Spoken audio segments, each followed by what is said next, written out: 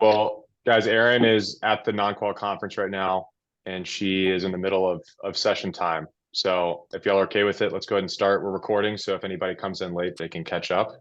But I just asked her if she'd give a little background and then give us some high-level info and hot tips on non-qual. Yeah. Thanks, Luke. And thanks, Bill, for introducing me to Luke and having an opportunity to chat with y'all.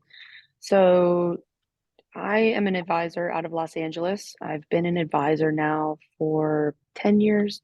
I worked at Mass Mutual and Wells Fargo and Paychex in the past. I've got a lot of experience just from the service side, and then went to being like a wholesaler, and now I'm an advisor. So kind of done everything somewhat in the industry. And a couple of years ago, um, I came to this conference I'm at today, the Non-Qualified Plan Advisor Conference, and just had my eyes opened to the world of non-qualified plans. It was a big, scary world. I was like, I don't know anything about that. I don't want to say the wrong thing. I don't want to, um, talk about something that I'm not knowledgeable about. But what I found was that businesses are struggling to recruit and retain their top talent. 401k plans are for everybody, and there are certain executive type benefits that I don't, not every business, but a lot of businesses could really benefit from. And from a revenue perspective, from a business, my business perspective, this is something that I've really leaned into as far as talking about with my clients. But for the relationship with my 401k clients, those that I've talked to about non-qual, not all of them put it in place, but it solidifies their view of me as a business consultant who knows a lot about retirement plans. And that's how I always present myself. I'm a business consultant who knows a lot about retirement plans. And in order to be that, I need to know, something about a lot of things. Um, it's what you know, but it's also who you know, and the ability to say, yes, I can help you solve that, and then, know who to call. And for you, if knowing who to call is me, then you've got a lifeline, as you build out your experience. A non-qualified plan is a non-qualified plan. So if you think about what qualified means, right? Rules, ERISA for everybody. Non-qualified plan is for a select few, uh, higher level executives, key employees who you want to reward in a non-traditional way to recruit and retain them at your firm. But it's kind of like the world is your oyster. We always say if you've seen one non-qualified plan, you've seen one. It's basically a contract between an employer and an employee for a promise to pay a future benefit. Some of the nuance to that is, there's a risk of forfeiture um, in that, if the business goes insolvent, the employee just becomes a creditor. So there's a little bit of risk to the employee, but it allows employees and employers to create a bucket of dollars for a future benefit. That might be retirement. That might be a 3-year retention bonus or a combination of those things. So the way you see the application is, let's say you have a top salesperson, and if you're a small, closely held business, you lose this one salesperson who generates 40% of your revenue. If they leave to your competitor tomorrow, you're screwed, right? Like these people that you really can't live without or would really struggle to live without. It's just one example. You might have any type of executive or someone in that position. So you put a plan in place that says, Bill, you're super important to our organization. We want to make sure that you're happy here. We're going to set up a program where in 3 years, if you're still here, we're going to give you a $50,000 bonus. It could be as simple as that. It could be a way more complex plan for a whole bunch of people. The way this is, in one way, it's different than a 401k plan is, 401k plan, we say, hey, we're going to give this to you. We actually take real money and we put it in a real account, right? You can go visit your money. You can go say hi to it online. But in a non-qualified plan, it's actually an unfunded liability, technically. Technically, it's unfunded. Now, in reality, most businesses set aside a corporate owned account to pay a future benefit, but technically it is an unfunded liability. So that's another kind of nuance to non-qual. But the thing, if I were you, just to take away is that I always ask my businesses when we're going into reviews, like, what's going on with ABC company? Like what's happening? What is your biggest challenge? So I like to get a business overview and like what challenges are you facing right now? And when they say things like, yeah, it's hard to find people, tell me about the positions you're trying to fill. Oh, and sometimes guys, it's like, oh, these rank and file positions. Sometimes it's, these skilled labor positions, but that's everybody. Um, Certain types of non-qualified plans can only be for the top echelon. Some types of plans, if it's just an employer contribution, can be for everybody. So there's probably a way to have a conversation about non-qual. And I like to just say, hey, I have some ideas. Could we put a pin in that? Would you be open to having, a side conversation about that? Let's set up a meeting and you can bring in, an expert to chat about it. This conference makes me money every year, guys. I'm on the planning committee for the last 4 years, and I learned so many things every time I come. I recently got my non-qualified plan advisor designation, but you don't have to have that in order to be able to talk non-qual.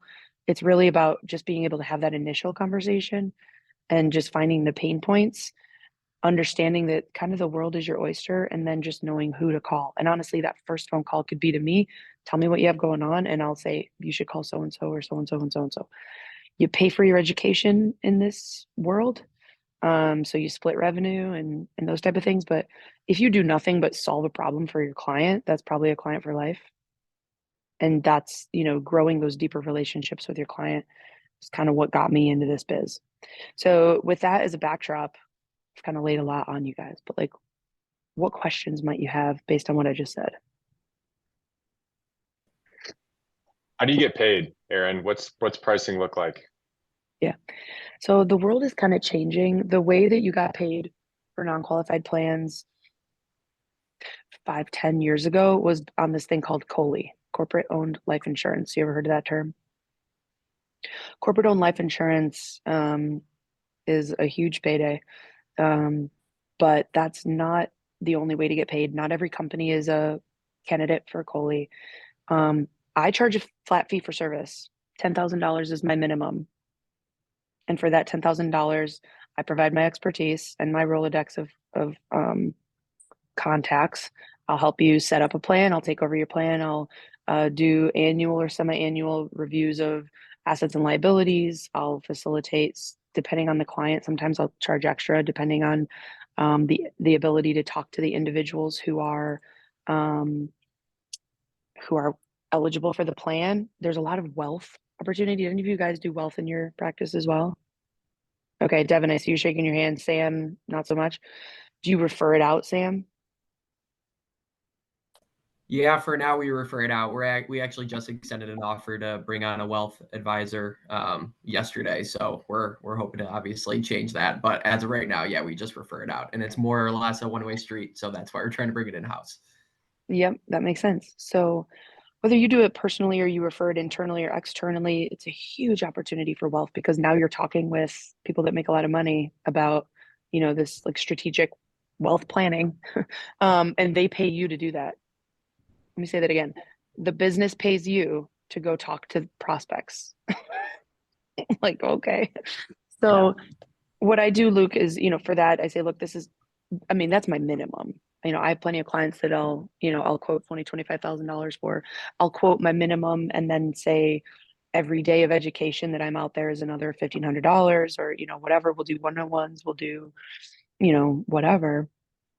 And, so we kind of parse it out, but doing a fee for service. And then if you sell a COLI policy, you just say, look, the way that insurance works is that there's just inherent commission that's built in. It has to go to somebody. It's going to come to me. So that is going to cover my flat fee.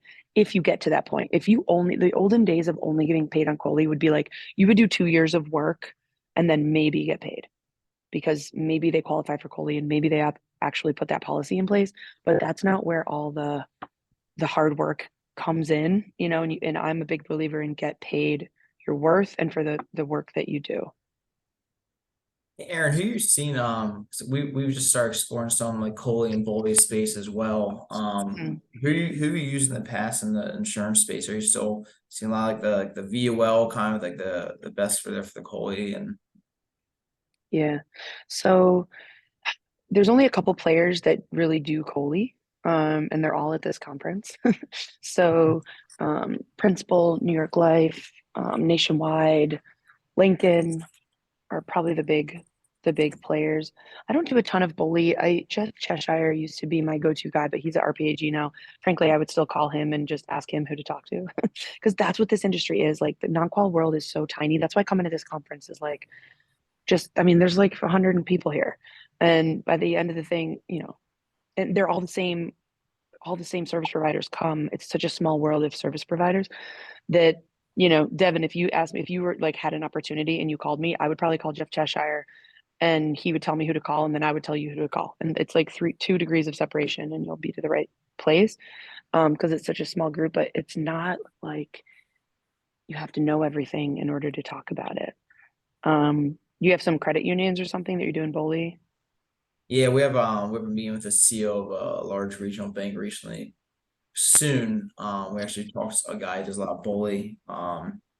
He's the one helping us out on that one, but it's few and far between when we had the opportunities. We know we did talk about the COLI and bully space, but we want to get more into that non-qualified deferred comp like you're talking about. So Yeah. that's intriguing. Well, on the side, if you genuinely want to, you should just shoot me an email and I'll connect you with the right folks. That's kind of how this works. But in the COLI space, like you never lead with COLI. You never lead with, because CFOs hate it until you explain, well, would you like to pay taxes or would you like a tax-free asset?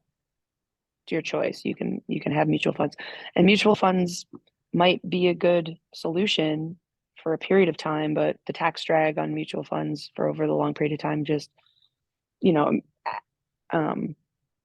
actuarially just don't make sense. And once you lay it out there, like and you're agnostic, because here's the thing, people used to only get paid on COLI, so they'd only push COLI, and it was like, gross. If you're agnostic because you're making your reasonable fee no matter what, you can actually be a consultant and say, well, you can do it with this. If you're going to have this plan for the long term, here's how this works. Or you can use, corporate owned life insurance or corporate owned mutual funds. And it's COMF or COLI. So I digress, but that's how you get paid, Luke. And it's one of the top topics every year at this conference. How do I get paid? Yeah, that flat fee sounds nice. Quick question, and I know we're at 15, so we'll cut you loose here in a second. But you mentioned earlier a question you used to kind of broach the conversation is, tell me about positions that you're having trouble filling. What are some other questions or topics that you hone in on with just regular old 401k clients to see if there's an opportunity?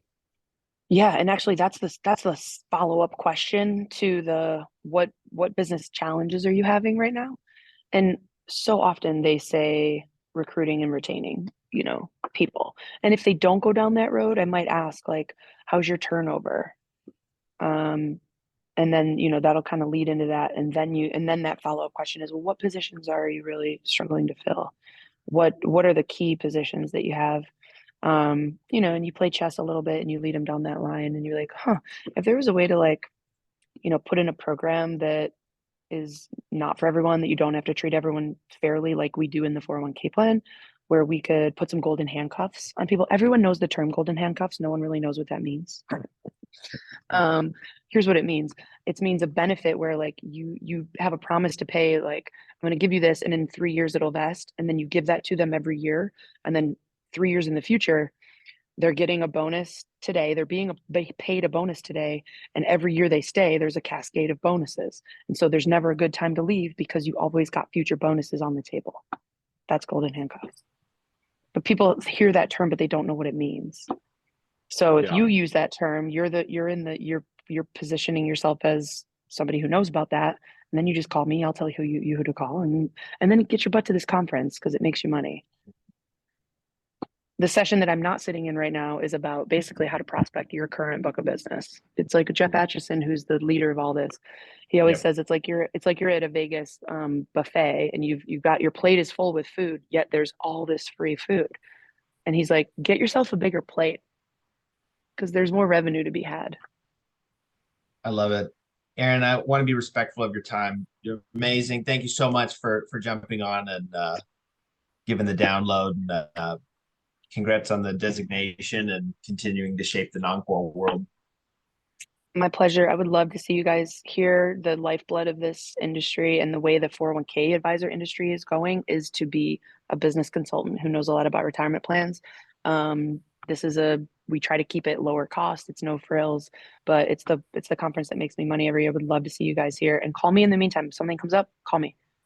Okay? Or Awesome. email me. All right, Same guys. dates for next year, Aaron? Usually For the we're conference? in what's today, September? Yeah, it's usually like week 2 of football season. And usually Okay. when the Bills are playing, but you know. Okay. Anyway, Awesome. Thank you so much. guys, take Thanks, care. Aaron. Taryn. Cool. She's amazing. Yeah, that's great. That's Thanks super for setting cool. that up. Thank you, Bill. Absolutely. Yeah, Absolutely. we were at a conference last week and all the COLI conversations were coming up. It's definitely intriguing as like a add-on and Yeah, I like her strategy with it. It's almost like Coley has the same kind of negative vibe as annuities if you just gun it. But if you present the tax advantage nature after you've said, "No, I got my fee, like here's your options." Um, it's a really good reminder of framing. yeah, I think the fee portion of it is critical, you know, kind of getting paid as a consultant for your expertise and just saying, hey, here's one of the things you can use, whether you implement with me or somebody else, you know, it could be a good opportunity. Yeah. Devin, tell us a little bit about you, man. We're pumped to have you on the call. Tell us about the history of your firm, kind of where y'all are at right now. Yeah, I really appreciate you guys. I'm really excited to join this group, you know, a bunch of young guys in the 401k space. So Ryan's my business partner Ryan's in the meeting. He should be jumping on, but we started our company State and Walsh in 2019. Mostly as just individual planning. We had some business owner clients, did a little bit of succession planning, and everybody kept coming to us asking about, you know, can you manage this 401k plan? Can you manage our plan? Can you start a plan? And at first, we're like, all right, we need to hire somebody who's an expert at this. And the opportunities just kept coming up, and we were losing a lot of business just referring it out to another firm. So hey, we need to figure this out and become experts at it. So we kind of like dove headfirst into it. And it's been a game changer for us to open up all other kinds of lines of business. And so we've kind of found a really big niche in the construction industry with prevailing wage dollars, prevailing wage plans. So we actually have a separate entity called Construction 401k, construction401k.com if you want to check it out, where we have especially focused. So we see a lot of opportunity in that space where a lot of these construction companies will have a contractor's plan, which is probably the biggest name in the industry for the prevailing wage dollars. And they'll have a regular plan, and they'll have a lot of cross-testing issues and paying for 2 audits a lot of time, and they don't know they can combine them into one plan. So we've had a lot of success there. Just try and grow it. We're still infants in it. I think we're probably, we're growing that business rapidly. It's probably the fastest growing part of our business, and it's been fun. I feel like we get a lot more referrals from our COIs when it comes to the 401k business than we did for individual and other planning, because it's just such an easy conversation to have, and it's a lot of pain points around it. That's awesome, man. I also am in the construction niche, trying to get those plans on board. Tell me about your prospecting there. I mean, you mentioned COIs, but as far as directly reaching out to people, how do you get these guys to pick up the phone? Yep. So we have 2, we're members of, the ABC, 2 chapters of ABC. So I sit on one of the membership committees for one, really good friends with both of the membership directors, and just going to all the events, talking to them, making phone calls. I have lists of a bunch of plans in the area of just go on Judy Diamond, look up construction to kind of see who's has a prevailing wage plan, and just make phone calls and kind of talk to them about, hey, you could be saving money, because a lot of times when you look at those contractors' plans, they're just egregiously expensive. So we can go in and cut costs from actually having an advisor on the plan. And if you look at the construction workforce, they're probably extremely underserved when it comes to financial wellness and education. So we'll make that a main priority of ours, doing the education piece to the actual workforce there when it comes to those type of companies.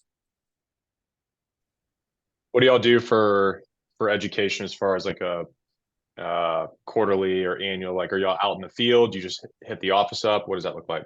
Yeah, so we have a poll, we have a survey with every company we work with. We survey them about 25 different topics they want to learn about. We create a custom curriculum, so we go in and do either in person. Most of them are webinars now. Quarterly financial wellness class on the topics that employees want to learn about. Then we created our own website called Financial Clarity 365. It's just a very intuitive site where people go in and do their own research about pretty much anything financially. And then we've purchased or licensed, and I've heard the Elements app. We use the Elements app, distribute that to all the employees as a financial plan app. So from there, then we can kind of see what's everybody on the personal wealth side. We kind of see who, if anybody has any old 401ks for the rollovers in the plan, just talk to them, say, hey, you have a couple $100,000 sitting here in an old plan.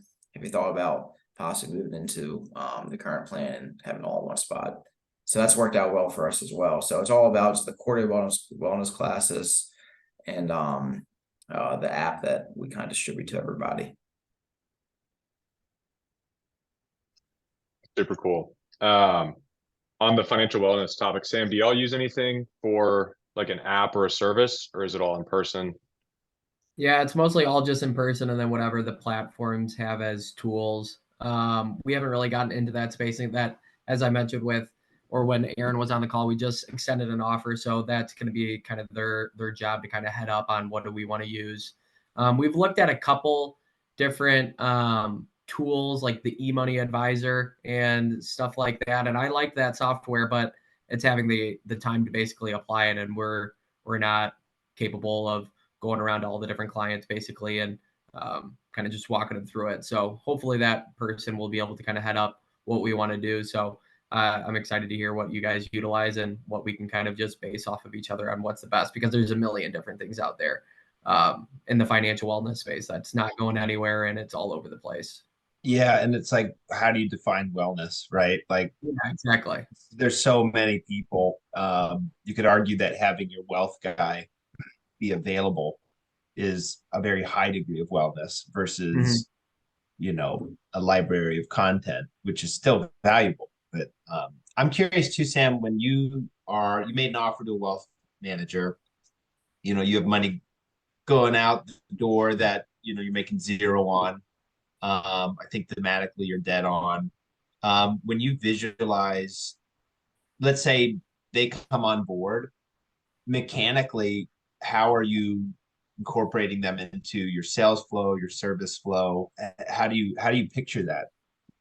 Yeah, I think it'll be a little bit of a learning curve. Obviously, initially, we'll be able to, in prospect meetings, say that we have an in-house wealth person that will be on site once a year or semi-annually, whatever you would like to kind of choose from that scenario. And then it's basically kind of just giving him like a year runway of introducing him to the clients and saying, like, this is what's expected, this is what we want to do, and then mining for terminated balances, mining for kind of targeting the 55 plus to have a little bit more of like a targeted, like this is what you should be preparing for, and kind of just giving them the keys essentially to how do we want to build this. So the guy that we made the offer to kind of like he was previously securities licensed, but he's been in the startup space for the last couple of years. So we think that he'll be a pretty good fit because he's got planning background plus the ability to kind of be a head starter with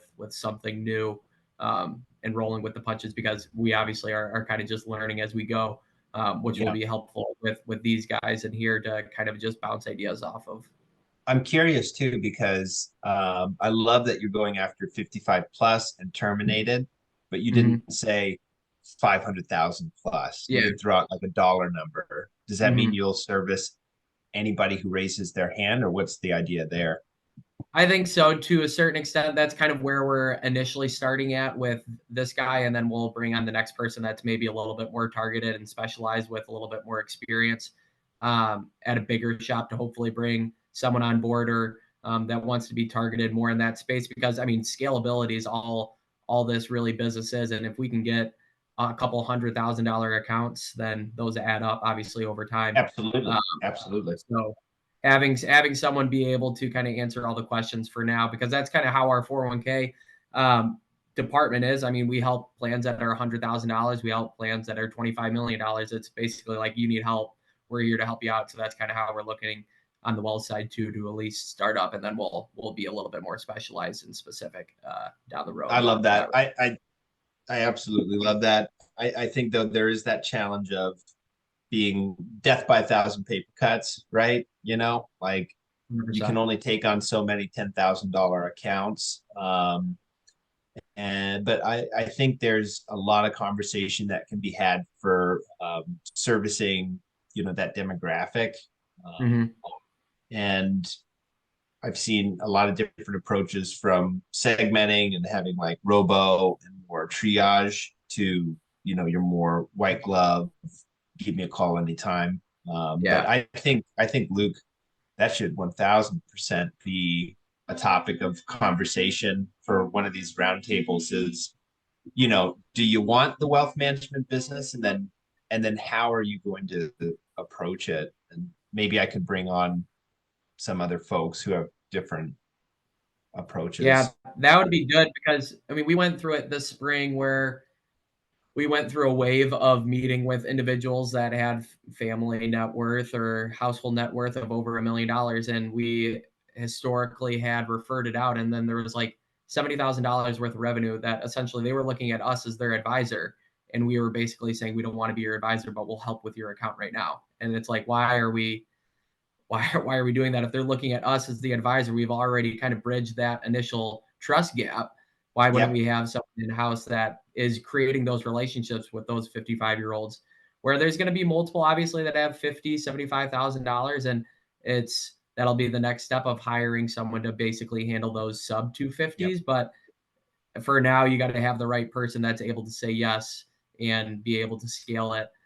Because you can't just bite the hand that feeds you. If you're going to say no to the $10,000 accounts, those $100,000, $500,000 accounts don't just grow on trees.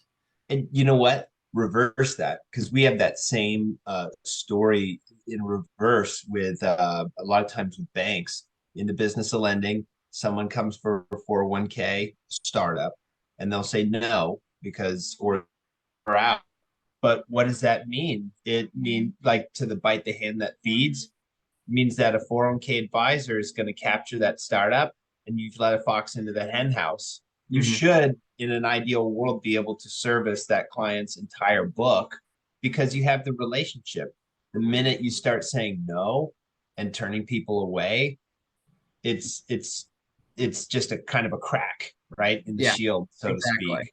So, you know, I've seen that on the other side where banks have lost clients because, oops, looks like that CEO, you know, likes his new advisor, and you just lost the rest of that business on the lending or accounts. So, yeah. And I think our thought process has kind of helped frame that, because being a part of an insurance side where you've got 3,000 accounts on the client, basically business owner relationships where they own businesses, and you've got employee benefits and PNC, and we get referred in $5 million plans a couple times a year, but we get, for every one of those, we get 10 startups. So it's like, we've got to have a scalable process in that space, because we want to say yes, because we're not just saying no, they're too small, we don't want to handle them, but just give us your $5 million plans that you buy, or that you're the manager of right now.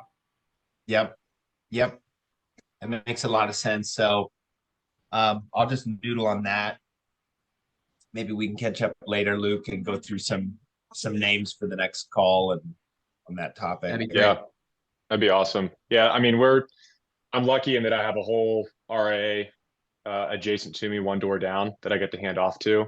But I will say that the terminated employees have been great. Honestly, the in-service rollovers have been really solid as well. You know, you start talking to folks with $1 million balance, and in a way you are robbing from the 401k business by pulling them out of the plan. But a lot of times they want more hands-on, and they're thinking about that in advance. So let's definitely keep that as a topic moving forward, because I'd love to chime in on our end. Yeah, absolutely.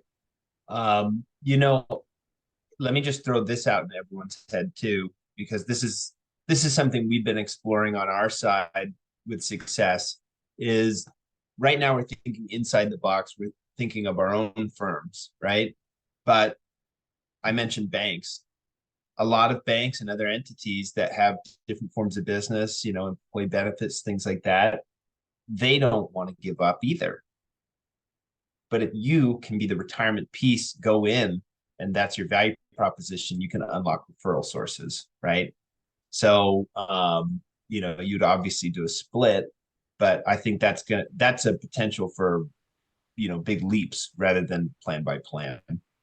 Yeah, I think that's a good point because we just took over a credit union plan that the advisor was advising on the plan, but was also handling all of like the individual financial planning questions for basically all of the credit unions lending employees, or I mean not employees, but their members. So they had like 20,000 members where they were basically just getting fed referrals, whether it was IRA or whatever it was.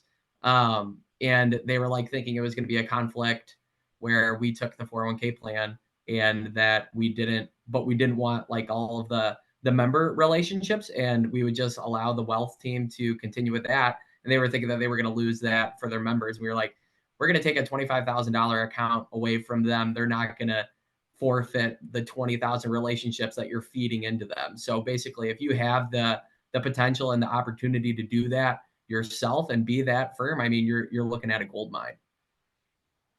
I agree with that. And I think people need to think like that and take advantage, because I don't know why these windows are open, but they are. And, word gets out. And right now there's plenty of opportunity. Mm-hmm. Devin, I'm curious from you and Ryan's perspective, what's something that y'all want to talk about or hear about from our end? Like, what's a pain point or a question that y'all are working through that you feel like the group could engage with? Yeah, I'd be really curious about your operational processes. I think we're very average. Okay, I want to get better at, like, what does your process look like? From getting the prospect in first meeting all the way through, and then making like that transition if you're taking over a plan as seamless as possible. Like, what does that process look like? Are you giving the client some type of resources? Kind of, what are the expectations? I'm curious about that. I think financial education is always important too, and also prospect. And I think we can always learn different cool, unique ways of prospect and how you guys are doing it as well. So I think those are probably the three biggest ones there for us. Yeah, I think that's probably on everybody's mind of refining process. And for me, it's scalability. Like I can handle a few new plans, but I want to grow faster than that. And so the foundation needs to be there. So I agree. So like, that's kind of like, how do we scale it, right? So like, I love what you guys talking about, having like the wealth manager. Like, we would love to have somebody that all they do, like Sam, you're talking about, all their job is to do is just go talk to like 55 and over participants, and whether it's in service withdrawals.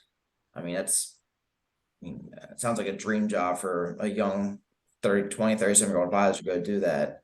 Yeah. So I would love to find somebody to do that, and also just have a team. Obviously it takes capital to do that, but to just handles the whole onboarding process from these clients. We have a good team now. There's 4 of us, but we have 3 lines of business. So it'd be nice to have, hey, here's the core retirement plan team, here's the individual team, here's the consultant team. So that's like our vision, but how do we scale it now when we don't have those resources?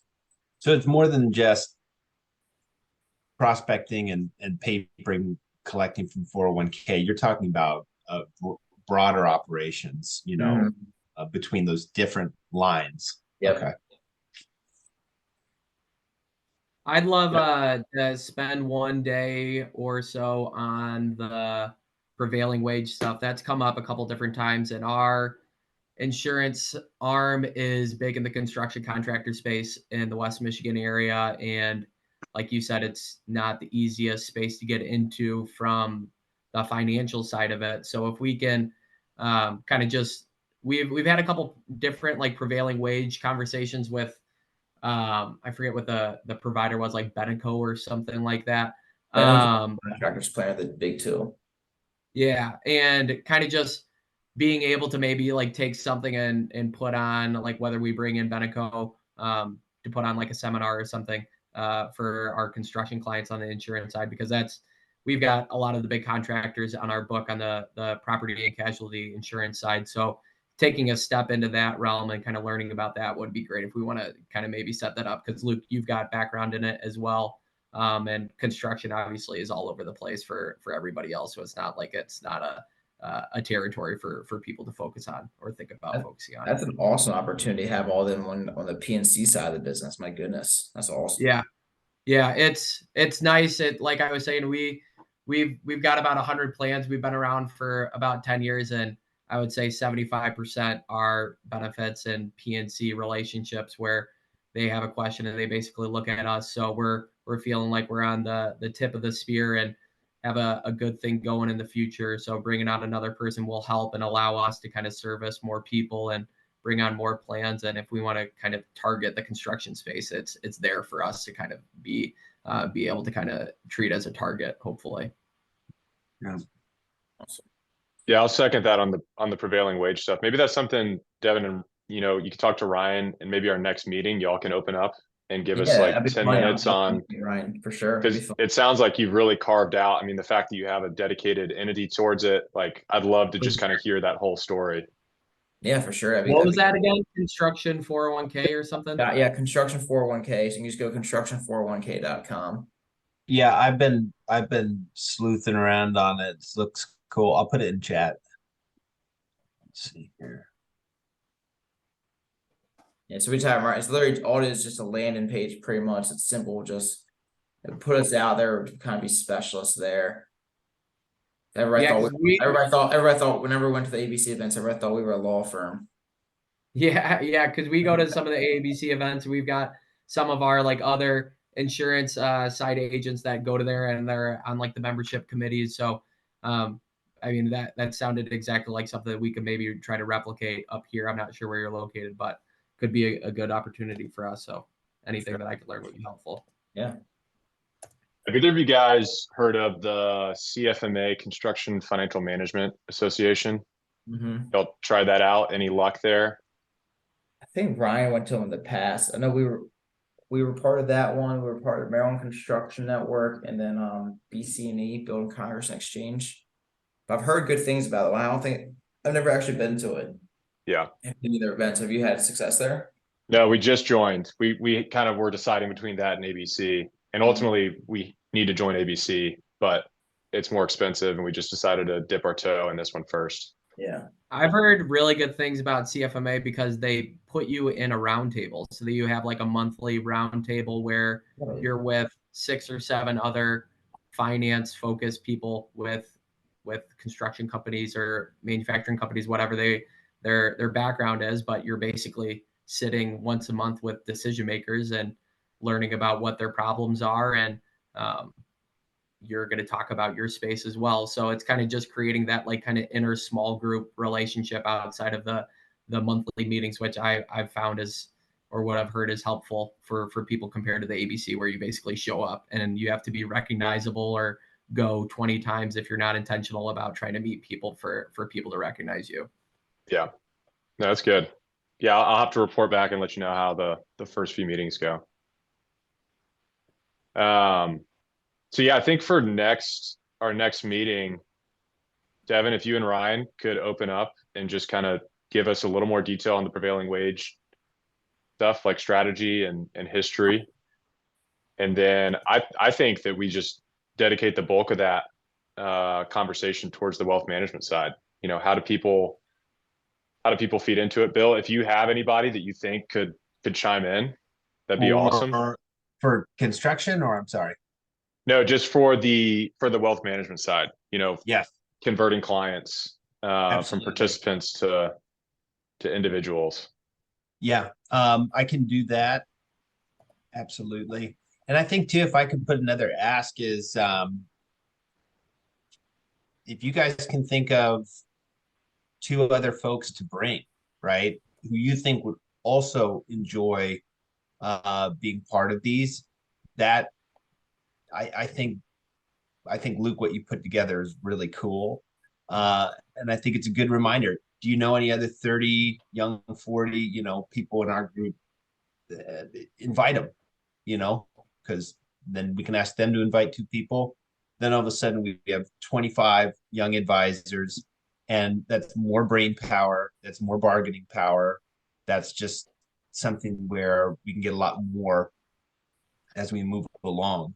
But I think if we keep that in mind as we continue these meetings, we can make this more and more. Let me share this real quick too, because we presented on the coverage gap at Napa, and then I'm going to be at Napa in April. We're going to be presenting on the small plan space. This year, I'm not going to be on stage because you can only have so many panelists. But if you guys aren't tuned into the Bureau of Labor Statistics, that's where all this data is coming from. So construction and restaurants are the 2 biggest entities that make up the coverage gap. So Devin, Sam, and Luke, all of you are going after these folks. I don't think that's a coincidence. I think it's because there's a lot of opportunity. But Georgetown University has a really good research where they synthesize a lot of this data, but most of it's pulled from the Bureau of Labor Statistics, and you can see it right here on private industry total. Let's see here, construct, natural resources, construction, maintenance. So 50% participation. So anyway, just a fun fact there. But they will tell you the demographics of who doesn't have a retirement plan. And that's what we built technology for, to like basically go capture this. And if you multiply 57 million people by the median, I think I have a slide on this one. I lost my finished slide somehow. But if you multiply, so it's 9.3 trillion right now in DC 2022 Q2. The median and the average of how America saves with Vanguard, so their access to data through their record keeping, and you multiply that by 57 million, it's between 4 to 9 trillion, which is a doubling of the retirement industry.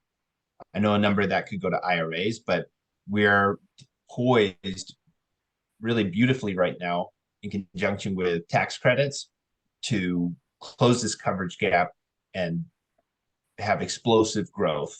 So I think, Luke, you had mentioned, how the hell do I scale it, things like that.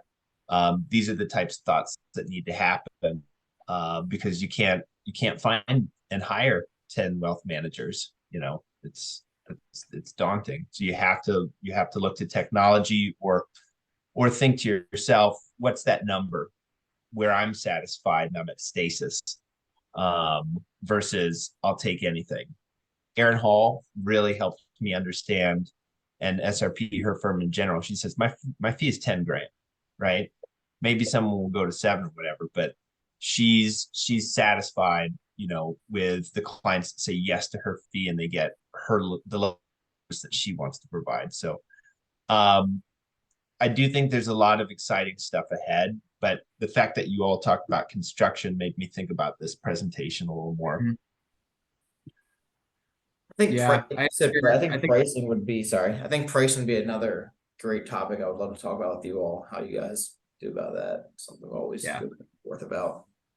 100%. Yeah, Devin, we had, I think maybe 2 months ago, we had a pretty solid discussion on pricing. I'll send you the links from the old meetings. You can just listen to them. But that's always something top of my mind. Prospecting, especially for startup plans. Bill's got a pretty cool tool that he's partnered with Bid Money that shows you plans in your area that don't have 401k, or companies that don't have a 401k. So lots of cool topics to dig into for sure. Are you guys targeting companies that don't have a plan? Are you guys worried at all about turning into like a creditor, a tax collector, essentially, of making sure that people pay the fees or whatnot? Answer to the first question is yes, and then 2, we just make it to where they're billed immediately. So we just collect it, so it's done. Um, so I think that's how we solve for it. So rather than running it down, we just make sure we collect it up front. For the 3 years though, so are you billing Oh. them 15 grand initially? Because like you can do the initial year, but then year 2, they've got the tax write-off for up to 5,500, and then year 3 or whatever, and then you can flip it. In theory, like we've Yeah. started up a couple plans that have the mandatory auto enroll now, and they're flowing fine. And by the end of year 3, there'll be a couple grand in revenue. But before that, you have to send the invoice, and we've never been invoice based, and there's no assets really to be invoice based and to Right. kind of that's one thing that I've been kind of stewing on for the past couple months of, yeah, the tax credits are great, but I don't want to turn into a tax collector and send invoices every quarter to 100 different companies. So that's kind of my two.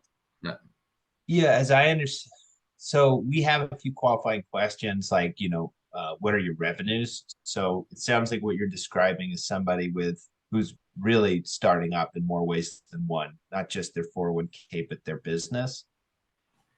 To a certain extent, I mean, they're just businesses that are 20 to 50 people, and you're basically trusting that they're going to pay your invoice.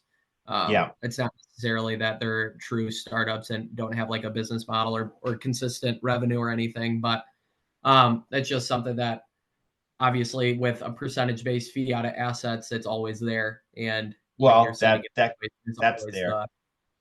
Yeah, so I could bring on our tech guy, but we have it to where it's streamlined where when they paper, and Luke, I think you had brought up you can get paid through the record keeper in some instances, but we have them as the DocuSign through pay. And then in terms of CPA, we ask like 4 basic questions like, are you the owner? How much do you make? How many employees? How much do they make? What's your revenue? And then we take it to the CPA. And then I don't ever really think about taxes. I just know that secure provision. The CPA loves it. And it's shocking how many CPAs don't know about the deductions of a 401k, which Yeah. it's like, where are the adults kind of a thing. Like, it's shocking. Like one of them was saying like, oh yeah, just buy some trucks right off the depreciation. It's crazy. So when we bring that tech, because I'm so convinced of this, like I think human nature is in the macro is pretty consistent.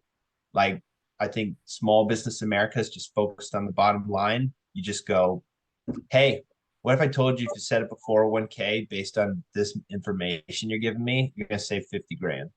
Really? Yeah, let's go to your CPA. CPA goes, oh shit, this is awesome. And then you just go.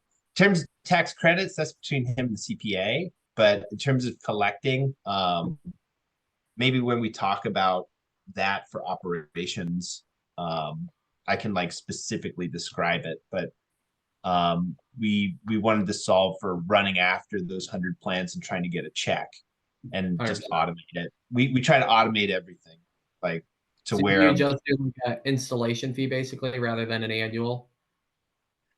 I think it's an annual, and I think it's just either ACH. Like we just, as they DocuSign through, we just take care of it. And then in terms of tax credits, when they do their filing, that's when it happens, and it's not our problem. But the CPA is educated. That's basically how we've been doing, is basically saying like, these are the tax credits that you could be eligible for. We're obviously not tax experts, but this is what you should give to your CPA to kind of do research on and basically kind of just rely on them. I think, Sam, you should go to depending on your time, you should go to the CPA with and because if you can convince that CPA of the value, just like Erin said, like you're the go-to guy, right? Yeah. Like you want to be the go-to guy to, like I would try to make a connection with every CPA of every small business. 100%. Yeah. And that's what I've been thinking on too, both on not necessarily focused on the startup side, but like accounting firms that specialize in 401k audits of kind of connecting with those, because they're all younger people. Not many accountants are wanting to do 401k audits, and that's typically what gets pushed down to the plate. So being able to take advantage of it, being young and networking with those people, but giving them a couple different things that they should look for. Like, here's, if the plan is this certain asset size and they've got a couple different things like this plan is probably a crappy one. So or there's a couple different things that we could help them out with. So that's kind of both of those that I've been focusing on. So that's good to hear, obviously echoing that from both the space, but also on the plan audit space. That's something that I've been trying to focus on. Yeah, that sounds solid to me. Guys, I do have to hit the road here, but I appreciate y'all's time. I'm gonna send out the recording and little agenda for next month, and looking forward to seeing y'all soon. Awesome. Thanks for including me, fellas. It was fun. Absolutely. Yeah. Great to meet you, Devin. Yeah. Thanks again, Bill, Dev. for getting By the Erin way, in thanks here. Devin for jumping on. Thanks, guys. Yeah, man. See ya. See y'all.